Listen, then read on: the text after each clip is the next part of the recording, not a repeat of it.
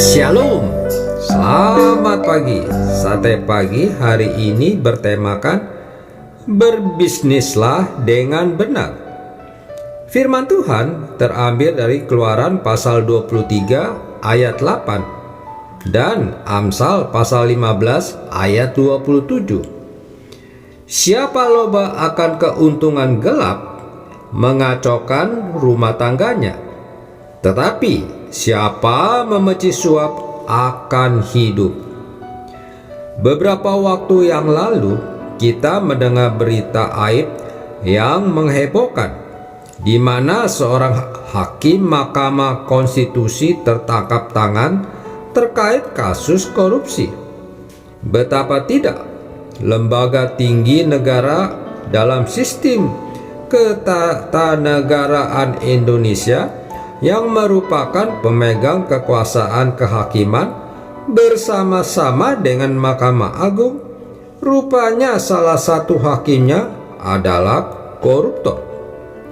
Dapat dibayangkan kemana arah bangsa ini jika para pejabatnya hanya mau memperkaya diri sendiri. Tetapi dengan tertangkapnya para koruptor menunjukkan masih ada harapan melalui tindakan penegakan hukum oleh KPK yang bersih, tidak terpihak dan tidak pandang bulu. Dalam operasi tangkap tangan oleh KPK, ternyata pemberi suap terhadap hakim Mahkamah Konstitusi tersebut dikabarkan adalah seorang hamba Tuhan atau pendeta senior yang berkecimpung dalam dunia usaha dan memiliki beberapa unit usaha yang bergerak di bidang impor daging. Sangat disayangkan bila ingin bisnisnya lancar dan meraup untung besar, tetapi ternyata menggunakan cara menyuap pejabat negara. Maksud seseorang memberi suap tentu agar mendapat imbalan atau keuntungan yang lebih besar dari apa yang ia berikan kepada penerima suap. Cara-cara yang demikian bertentangan dengan Alkitab dan akan berdampak buruk bagi kita maupun para penerimanya.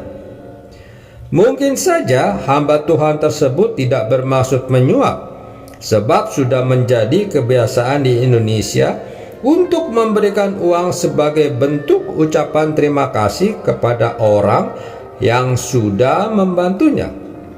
Tetapi di mata hukum, hal itu tetap saja dianggap ada kaitannya dengan tidak korupsi. Dalam hal ini berkaitan dengan kasus suap menyuap. Mau tidak mau, aparat penegak hukum bertindak dan hukum harus ditegakkan. Sikap kita sebagai orang percaya tentu tidak bisa menghakimi atas peristiwa di atas, tetapi juga tidak bisa menutup fakta. Bukan berarti kita menguak aib orang lain, sebab tanpa membicarakannya pun media sudah sangat ramai memberitakannya. Hal ini menegur sekaligus mengingatkan kita agar jangan bermain api dalam masalah yang bisa dikaitkan dengan tindakan korupsi. Sebagaimana pendeta yang adalah manusia, umat Tuhan juga tidak luput dari kelemahan.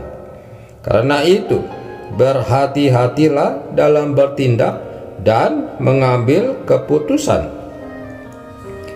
Dalam berbisnis, hindarilah suap dengan alasan apapun dan gunakanlah cara-cara yang benar, yang tidak menipu. Selain itu, libatkan Tuhan dan mintalah petunjuknya melalui doa dan perenungan firman Tuhan. Bisnis bisa sukses bukan karena harus memberi suap, melainkan karena adanya relasi, strategi, pemasaran, dan manajemen yang tepat. Bijaklah dalam hidup ini agar nama Tuhan tidak dipermalukan melalui sikap dan cara hidup kita. Sebab hidup kita disoroti oleh orang-orang di sekitar kita. Sebaliknya, muliakan Tuhan dengan cara hidup dan cara berbisnis yang benar. Amin. Mari kita berdoa. Bapa Surgawi, terima kasih atas berkat-Mu. Ajarku untuk melangkah dan bertindak dengan benar dalam pekerjaan, dalam mengembangkan bisnis. Dalam nama Tuhan Yesus, aku berdoa. Amin. Bersama Dia hatiku damai, walau dalam lembah kekelaman. Bersama Dia hatiku tenang, walau hidup penuh tantangan. Tak satu pun dapat menghiburku, tak seorang pun dapat menolongku. Hanya Yesus jawaban hidup.